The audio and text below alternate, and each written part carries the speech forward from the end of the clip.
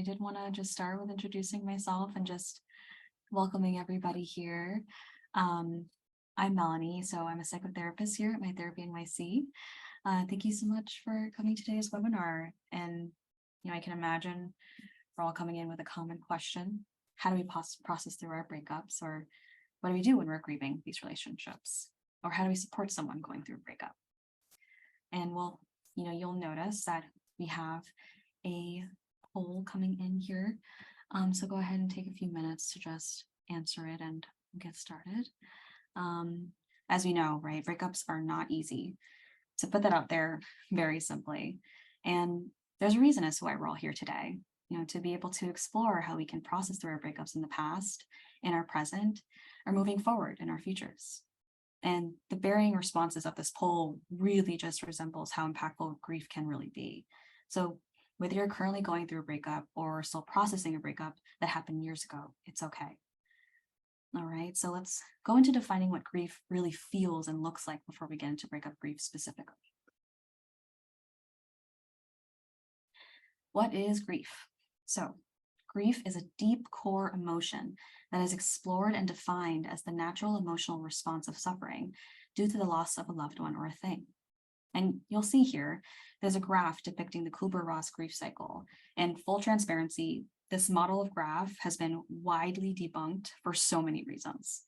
And one being, Elizabeth Kübler-Ross, the psychologist who coined these stages of grief, originally drafted her research from patients who have passed away to terminal illness.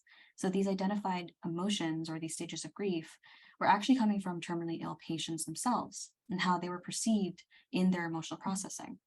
So it was only after a while where family members of these patients who have passed away also experienced these same stages. And two, the graph actually depicts grief as something people advance through, or it solidifies this idea that we need to go through all stages or else we're doing it wrong. And of course, that's not true. So we know that grief is not a one-size-fits-all. It is not a linear situation with such clear emotional expressions. So this graph can cause us to self-criticize or even further shame ourselves in our emotions. Grief is confusing, upsetting, and can feel like an emotional roller coaster. So we can relate to this model and find comfort in it for sure. And I recorded a whole video blog on the stages of mourning that depicts breakup grief through this model. But for the purposes of understanding breakup grief in the most holistic way and in all of its complexities, we're going to shift away from this perspective a little bit. So what does grief look like? Well, grief can look like random and intrusive emotional outbursts. It can look like complete shock. It can look like intense or silent crying every day. And it's genuinely a dial-up on any emotion that you experience in your day-to-day life.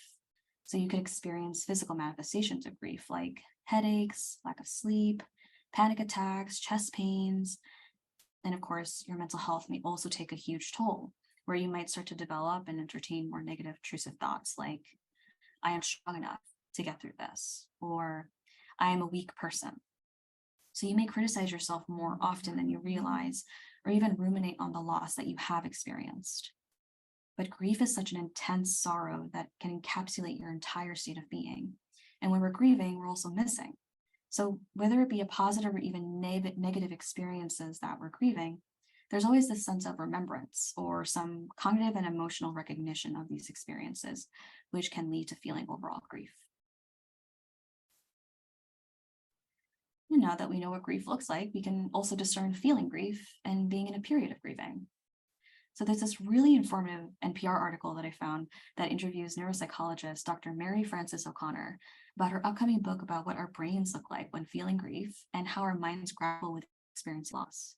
And she discusses the we experience of our relationships and of saying my mom, my dog, my sibling. So an identity is constructed and formed when we use that kind of language. And you could probably see where I'm going with this in terms of breakups too, saying my boyfriend, my girlfriend, my partner, my best friend.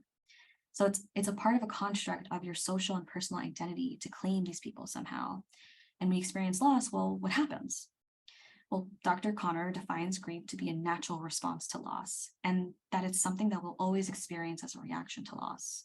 So for example, a daughter whose mom passed away at a young age may feel grief on their wedding day because she'll feel loss of this person, and this grief will never go away. because grief is meant to be with us forever. And grieving is what happens as we adapt to the fact that our loved one is gone, but we're carrying the absence of them with us. So I also input a direct quote from Dr. O'Connell where she describes the act of grieving so eloquently, and I'll read it out loud. She said, "But grieving means that our relationship to that grief changes over time. So that first time, maybe even the first 100 times, you're knocked off your feet with grief, and it feels terrible and awful and unfamiliar. But maybe the 101st time you think to yourself, I hate this. I don't want this to be true, but I do recognize it. And I do know that I will get through the wave." So there's this distinction that allows us to make more sense of how we feel and witness our grief. It comes in waves, and it's okay to ride these waves all the way through. So when it comes to breakup grief, there really is no shame to say that you're feeling grief or grieving someone when it's a very natural, emotional, and neuropsychological response to loss. So it's important to genuinely normalize that when you're experiencing feelings of grief and when grieving. Now, why is breakup grief any different or even deserve to be in its own special corner? Well, simply put, breakups include the loss of people who are still living.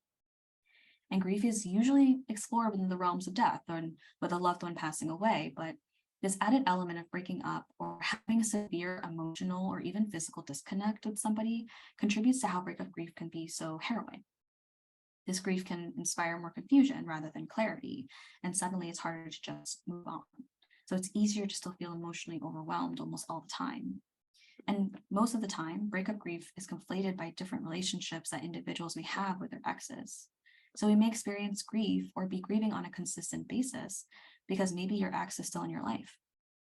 So some scenarios that you might resonate with, maybe you need to co-parent with your child's parent, your ex, or you and your best friend are no longer friends and you still see each other at school or even social events.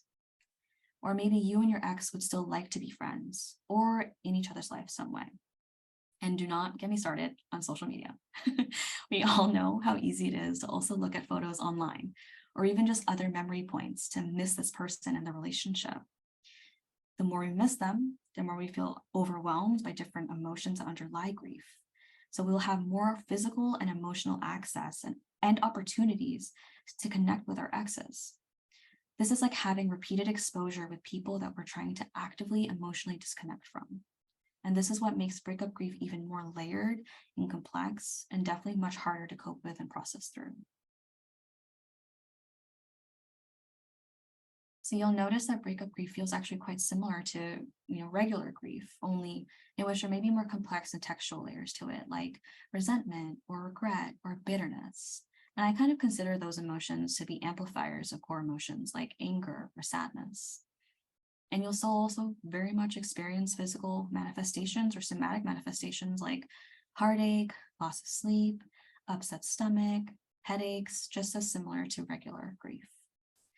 And mental clarity can be hard to navigate through, whether it be experiencing brain fog or negative intrusive thoughts like you are not good enough for them, or I didn't love them enough to make them stay, or who am I without this person in my life?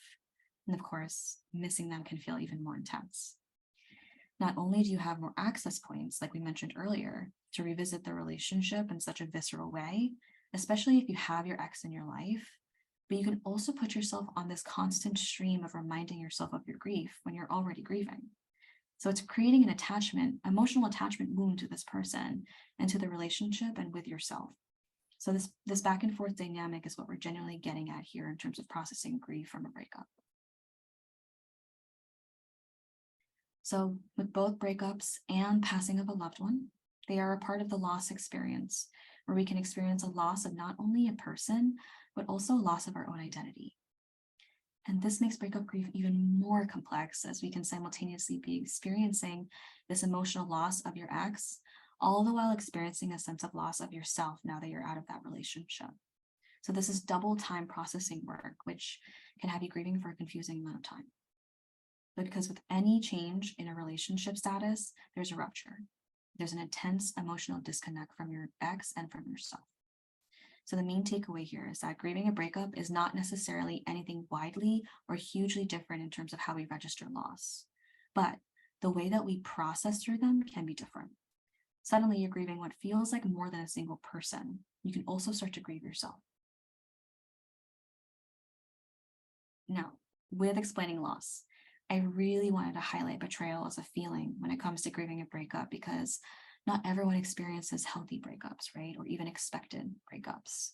So this deserves its own section due to the fact that feeling betrayed can contribute towards this feeling of loss, even more so by having us cozy up to our defensiveness or get in the way of healing from our breakups because of this harrowing pain and sadness that comes with betrayals. So whether it's feeling betrayed by your ex or feeling like you betrayed yourself in that relationship. There's a really great article by Freyd, Kless, and Aller that describes betrayal trauma theory under the context of how being betrayed by a caregiver can exemplify trauma symptoms in regards to all kinds of relationships. So I won't go into too much detail, but betrayal from an attached caregiver can very much resemble trauma signs when experiencing betrayals in relationships. And this betrayal can look like experiencing infidelity, divorce, toxic work relationships, toxic friendships, toxic family members, and it can contribute to such an interpersonal emotional turmoil and stress. It can contribute to a hypervigilant state of being, self-destructive behaviors like substance abuse or even memory loss. So it can cause the betrayed person to doubt everything that they know about themselves, their own attractiveness, or even their own judgment in people. And it can even raise fundamental questions about the inherent goodness of the world, or raise fundamental questions about their own core self. Betrayal traumas can be damaging to your well-being, your current and future relationships, your self-concept, and core beliefs about others and yourself. So with this said, please know that if this betrayal breakup experience resonates with you, know that learning to cope with and process through this grief is also just as possible for you as it would be for anyone else. So, like we mentioned before, breakup grief is special because of the attached intimacy we develop with other people. So here are 3 things that we attach to within our partners. The first is emotional quality. So when we're in intimate relationships, it almost feels like it's high quality. There's emotional reciprocity, there's validation, genuine joy, and we receive information from emotions like this that can feel like a high.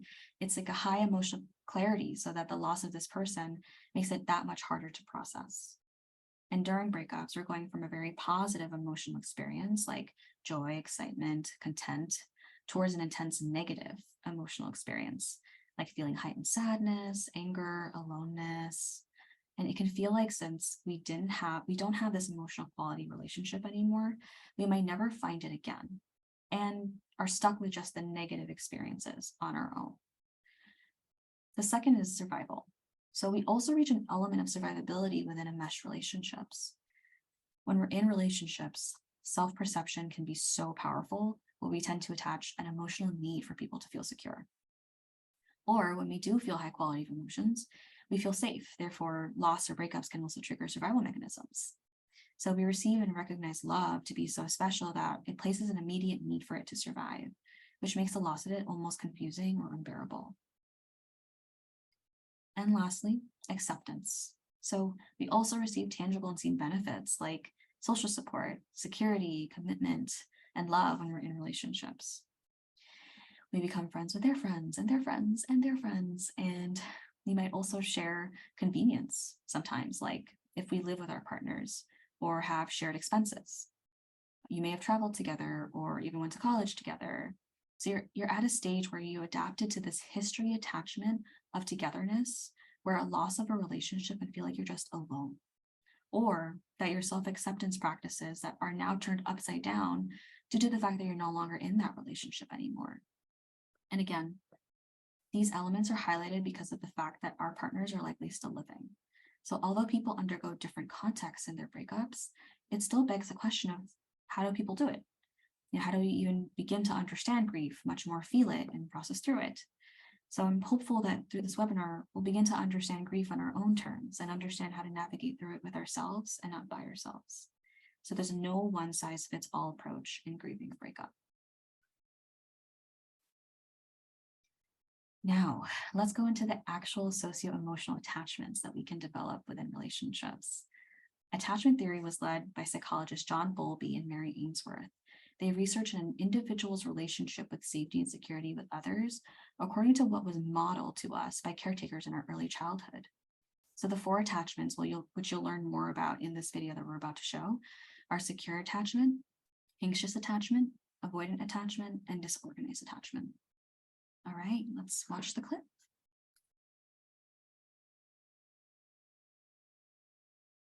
So what are the attachment styles? Attachment styles look into the relationships between people. It was first developed by John Bowlby, who was interested in the behaviors infants had expressed when separated from their caregivers. He defined attachment as a lasting psychological connectedness between human beings, which can be observed and categorized through a pattern of behaviors and motivations. These attachment behaviors were later developed into 4 distinct categories: secure, anxious ambivalent, avoidant, and disorganized attachment. Secure attachment. Are you comfortable with yourself? Children with a secure attachment are more independent and have a good sense of self-esteem, which helps them perform well in school and with social relationships. As adults, you're able and more willing to attend to the needs of your loved ones without complications. According to Mark Manson, people with a secure attachment are able to reassure anxious types and give space to avoidant types without feeling insecure. Your strong sense of independence and healthy self-esteem allows you to set healthy boundaries in your relationships. Anxious ambivalent attachment. Are you always suspicious or doubtful of other people's intentions? Anxious or ambivalent attachment in children may have been a result of inconsistent attention from caregivers. Your parents may become warm and nurturing one minute and cold and insensitive the next, which may make you confused and distrustful of them. Yet, you still have to cling to them to get your needs met. This alertness and suspicion of others will carry over into adulthood, where you may require constant reassurance for the anxiousness and distrustfulness you feel. Avoidant attachment. You withdraw yourself or repress your emotions when you're stressed. As a child, those who develop avoidant attachment likely did not have their needs met by their caregiver. You may have been discouraged from crying or expressing your feelings, which may cause you to lean to ignore your wants, needs, and sensations to maintain your relationship with your caregiver. This habit to disconnect and minimize your emotions can continue on to adulthood. As an adult with an avoidant attachment, you may perceive your partner as needing too much attention or being too clingy, since you are uncomfortable with emotional intimacy. Disorganized, avoidant, fearful attachment. You sometimes not know how to react or feel about your parent. Disorganized attachment develops when a child feels there is no secure way to get their needs met. As a child, your relationship with an unpredictable caregiver may cause you to have difficulty establishing a consistent view of your parents and yourself. Unfortunately, these confusions and behaviors can carry over into adulthood, affecting your relationships with others. You may have trouble developing good social and emotional regulation skills, where you end up prioritizing the behaviors that will get your needs met. So, what can you do? After watching this, just want to clarify that we're learning about this because identifying our attachment styles helps us understand how we show up in relationships and with how we understand ourselves during beginnings and endings within relationships, especially in regards to how we register emotional safety with our partners.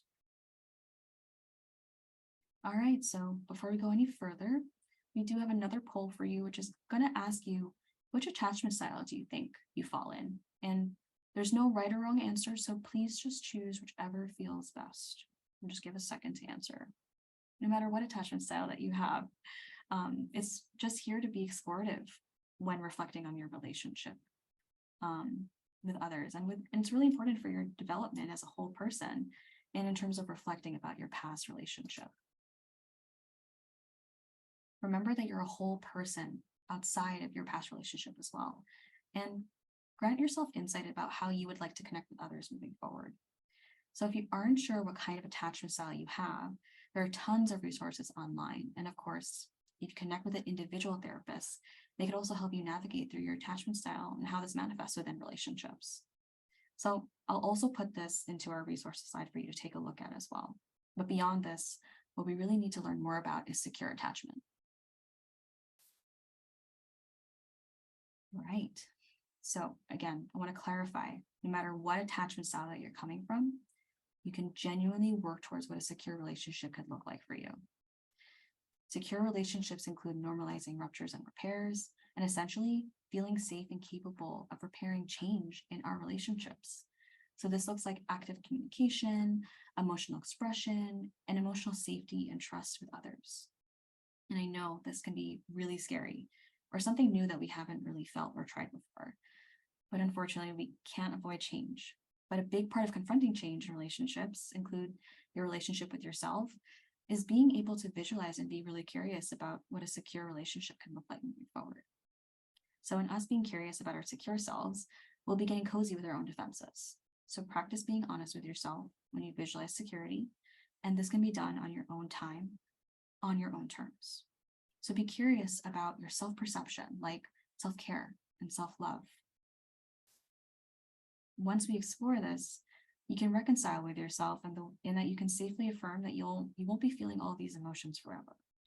So you can learn to identify your safety merits or your merits of capability. And your safety merits are identified by reflecting on your fears within relationships. So your fear of abandonment, fear of commitment, scarcity, and this can be found through identifying your attachment style. So by doing this reflective work, you can build upon trusting yourself again, and therefore work towards trusting others. You can work towards radically accepting that we're capable of being transient with grief and practicing self-acceptance. And you can work towards understanding your own boundaries that you set for yourself, how to honor them, and continue fostering the self-respect that comes with feeling secure.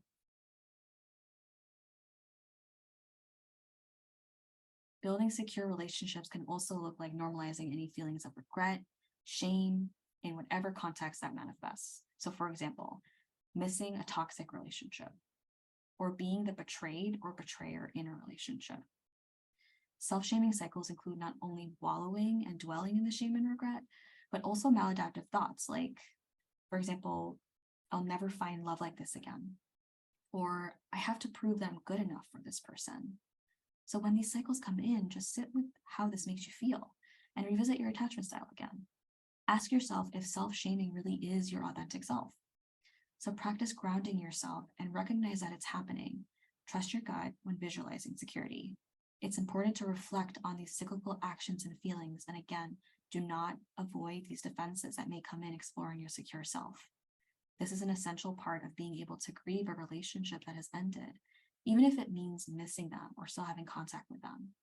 So practice radically accepting that shame has no purpose in your healing.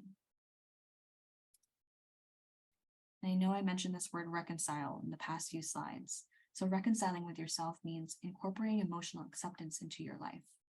So when we accept emotions and grief to show up as is, and accept that we're emotional beings, we're also able to understand that our emotions do not control us. They're a part of our experiences, but they don't have to define us. So through building a safe relationship with yourself again, you also need to reconcile with the fact that you're not in an authentic or healthy space right now too. Practice this honest, mindful presentness and try not to judge yourself for being in a place where you know you need to work on yourself. It's a very natural response and process in going through a breakup. Confronting defenses also involves understanding that you're still deserving of emotional safety, self-gratitude, and love. So don't let the relationship define who you are at this point, because with ruptures, we're breaking down self-constructed barriers, and that also includes self-shaming thoughts and emotion cycles, those defenses. So you don't need to be recycling these states of being any longer than you feel that you have to. Feel the shame, reflect on this, and practice letting it go. Practice anti-dwelling and pro-reflecting. So be your own secure partner and friend, and be that loving other in your life, especially if you feel that you didn't receive this loving other in your last relationship. All right, and now I'm super excited to introduce one of my colleagues, Veronica Vargas. So Veronica is also a psychotherapist here at My Therapy NYC, and she's going to be talking a little bit more on how we can reconcile with ourselves and essentially foster this process of grief through a secure version of ourselves. Hi, Veronica. Hi, everyone. Hi, Melanie. Thank you Hi. so much for that introduction. Yeah, I'm glad to be here. Yeah, and I really love how you frame the concept of self-reconciliation. And I'm going to reiterate some of it from the perspective of self-grieving. So self-grieving is the act of mourning your past self in order to move forward in life and develop a secure relationship with yourself. So how do we do that? So first, you want to be an ally to your hurt parts. This means accepting your emotions with compassion rather than judgment. And like Melanie was saying, this is how we understand that our emotions don't control us. I always tell my clients that feelings aren't good or bad, they just are. And there's no right way to grieve. Nothing is wrong with you if you're having trouble getting over the breakup. And breakups just really take a toll on your self-esteem. So approaching it from a place of shame is only going to make that a lot worse and make it even harder to heal. So next, you want to acknowledge how you're experiencing those emotions. So you want to ask yourself, are these feelings bringing up anything from the past? How do these emotions show up in my body? And this part can be pretty scary because it stirs up a lot and can bring up painful memories of past abandonment. So it can help if you have a relational therapist to guide you through that process. And just remember to go at your own pace. Don't expect yourself to heal all those abandonment wounds overnight. It's not going to happen. So just acknowledging the pain can be a step towards healing. And then next, you want to attend to your hurt self. So for this, you can try visualizing your present self as a comforting parent, attending to the needs of your hurt self. So this can look like giving your hurt self a hug, saying kind words. And this can be especially powerful if you didn't receive this kind of comfort from your parents as a child. And as Melanie said, when we go through a breakup, we may not recognize ourselves after. So you can try to visualize your present self with your past self and practice acceptance, right? Like, I accept you as you are now. And just accept that person with loving arms. And then next, you want to affirm new truths. So whenever you feel the urge to shame yourself, think back to that image of your hurt self. You want to replace any harsh words with words of compassion. So I hear my clients say all the time, like, I was so stupid for trusting this person. Why did I do that? And you want to be able to reframe those kind of statements. So for example, you can say, I trust people when they make me feel safe. And if you have trouble with this, journaling can really help. So like writing down statements that make you feel empowered. Like, for example, my ability to love so deeply is a gift. I'm worthy of being loved again. So you just really want to enforce those new truths so that they can become your reality. And then lastly, you want to adopt an accepting and loving stance. So it's okay to wallow. My favorite quote from Gilmore Girls is, I'm ready to wallow. And it's just part of the process, but you don't have to dwell in that suffering forever. This is what Melanie was talking about when she said anti-dwelling and pro-reflecting. So you want to acknowledge how this experience affected you and what you learned from it. Remember your strength in being able to survive similar experiences in the past, and just sit with feelings of love, compassion, and acceptance for yourself. Oh my goodness, Veronica, thank you so much for your insights. Really appreciate you just being here. And we'll say farewell to Veronica for now. And if anyone has any questions for Veronica, we'll also put her contact email. You can feel free to email with any questions that you might have. All right. Well, I mean, Veronica just said it so perfectly just now, and how we sit with feelings of love, compassion, and acceptance.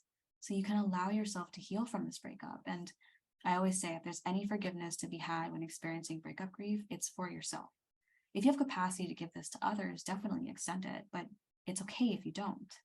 So forgive yourself for any contributors of self-shame and loss, because you're now working towards repairing this rupture with yourself, and you don't need your ex to be able to feel this kind of closure for yourself. Understand that you're allowed to feel other emotions beyond shame, sadness, regret, anger, and you may surprise yourself in being open to the relief and being able to heal, or even the recognition of finding yourself after the ending of your relationship.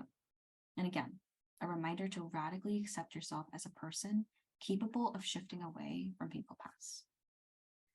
Right, so now I'll happily introduce another colleague of mine, Joe Walls, a psychotherapist here at My Therapy NYC. And Joe is just going to explore the broadness of grief, including the grief that transpires with the death of a loved one, and the simultaneous relief that can transpire after normalizing grieving, and how this can also connect to breakup grief in particular.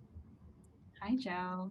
Hi, thank you, Melanie. And I love what you and Veronica have been saying. As both Melanie and Veronica have expressed so expertly, the grieving process, no matter the source of the grief, is incredibly complex and challenging.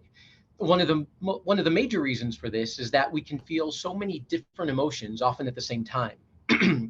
At times, it can feel like we're filled with a big, jumbled ball of feelings.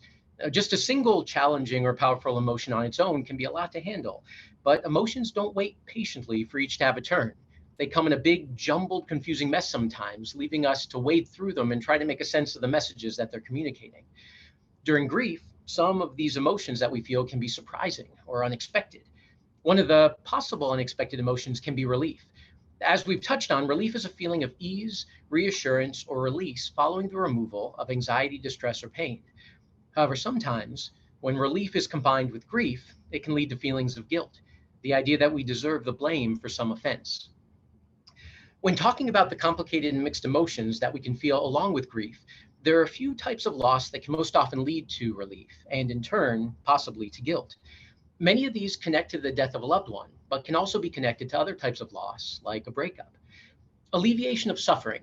That comes up in a situation when a loved one is elderly, terminally ill, or otherwise suffering severely, and then the suffering is brought to an end by their death, which can bring relief for us in not having to witness their pain any longer. Anticipatory grief can arise when the loved one is terminally ill or elderly, and we begin grieving their death before they actually die, in anticipation of its inevitable arrival. When they do pass, that anticipatory grief ends, which can kind of feel like a relief. Often, if we're the caretaker of an elderly or terminally ill individual, it can become more like a full time job, and that can leave us feeling exhausted mentally, emotionally, and physically. When this ends with their death, it can also bring a sense of relief. Additionally, with terminally ill, mentally ill, or elderly loved ones, they may start experiencing changes in memory and in their personality that can lead to a shifting in relationships. This can be particularly painful, and when they pass, these changes end, which allows us to then focus on positive memories, which can bring relief.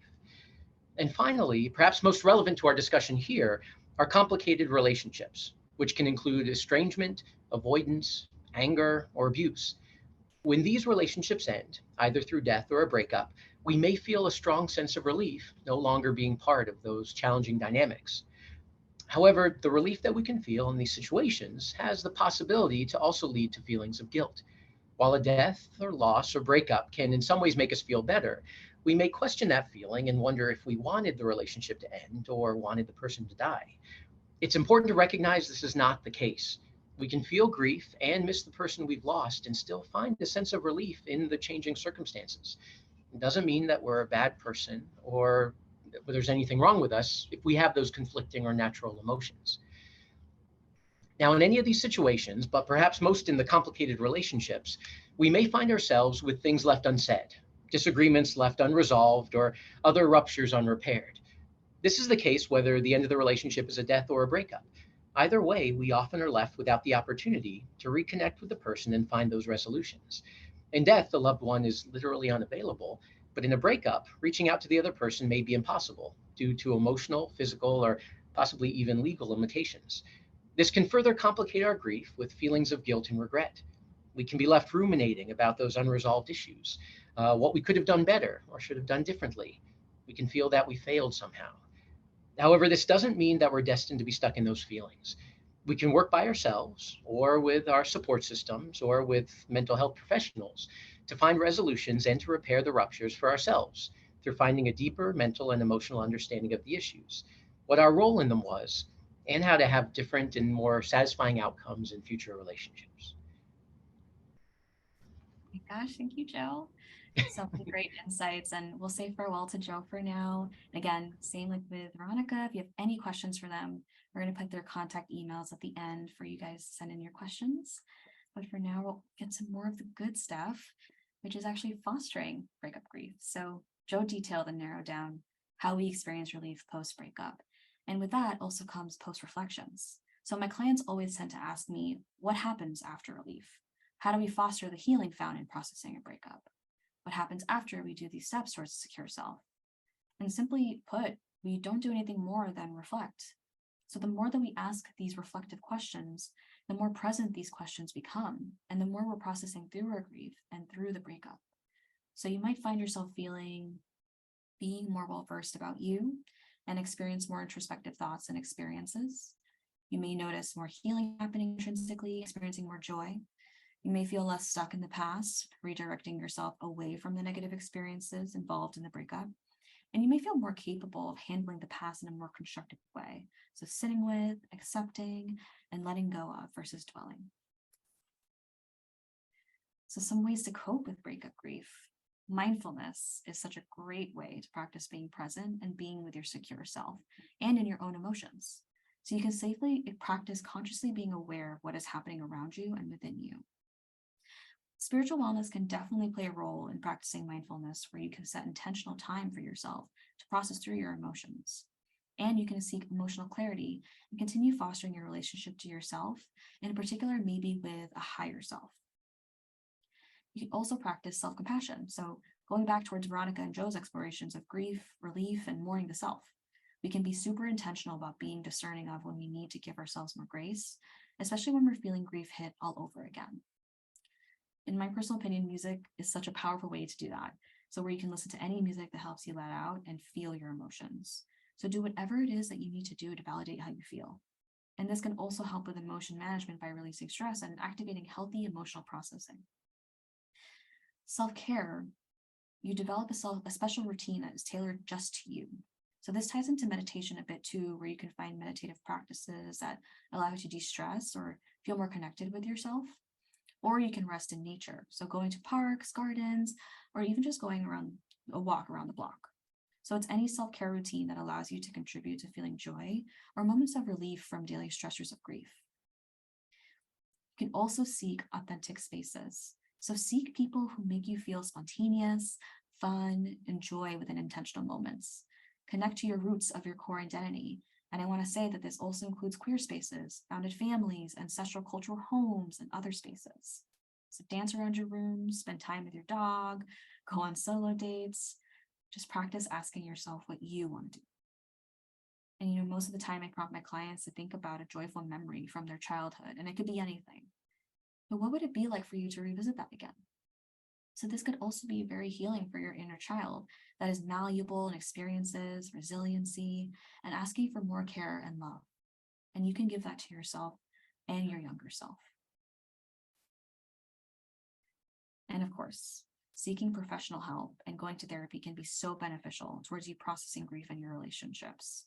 So individual therapy can provide an opportunity for you to not only build a secure relationship with a caring and loving other, but from a non-judgmental other. So you can practice healthy processing of emotions on a consistent basis.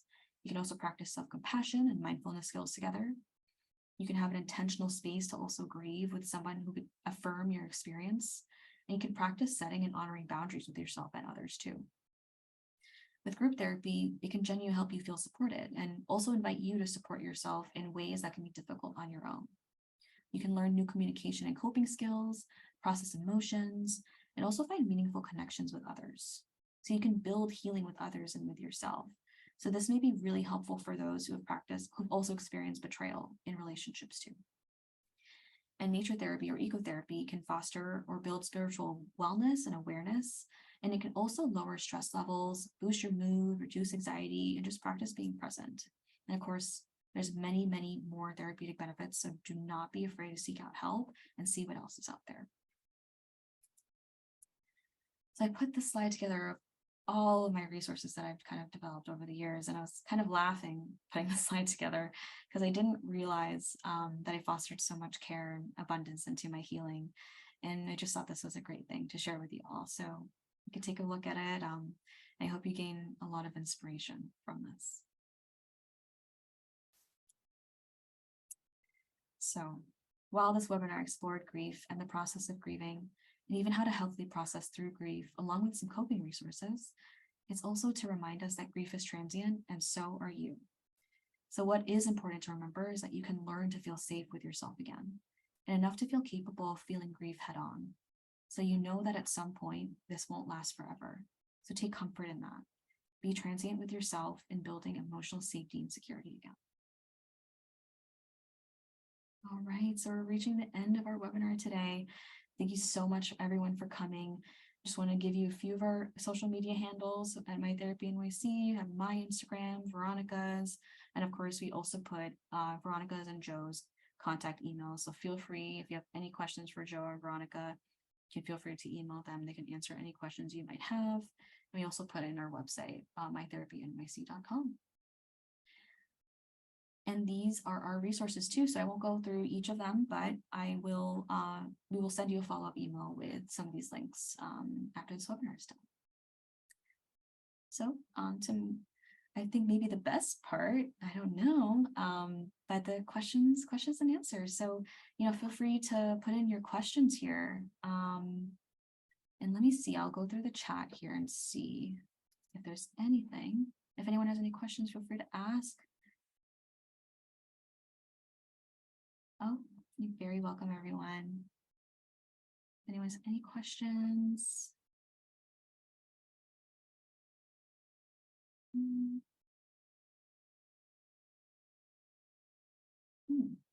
Well, someone emailed me, I think someone emailed me a question before the webinar. I feel like maybe that's also really important to answer. Someone asked me, what does it mean to sit with emotions throughout the grieving process? So we sit with our emotions by simply checking in with ourselves. So if you find yourself feeling grief again, so you greet this like you would an old friend. Grief is familiar. It feels like sadness and anger. So make sure you name these emotions and be honest with how you're feeling. So allow yourself to feel it and ride that wave through. And whether it's through crying, punching a pillow, deep breathing, silent moments, meditation, whatever it is, that's you sitting with it. So it doesn't have to be anything more than that.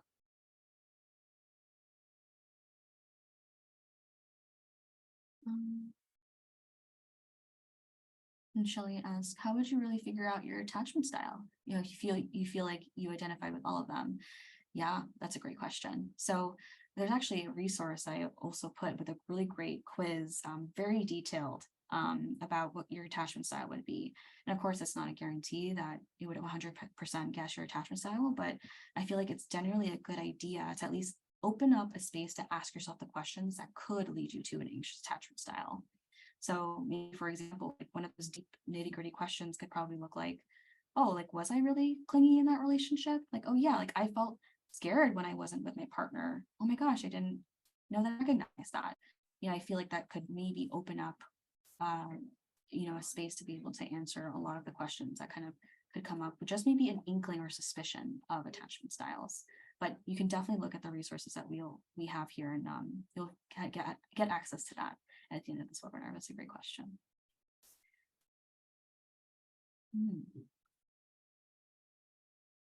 Thank you, everybody. And feel free if you need to exit, I want to be conscious of the time. It's more than okay. Let's see here. What's the best way to manage feelings around fears of your ex moving on or committing to someone else when they wouldn't? It sounds like maybe, or committing to someone else when they wouldn't to you. So I know I shouldn't focus on him, but it's hard to not let this thought hijack my thinking. I understand. Yeah.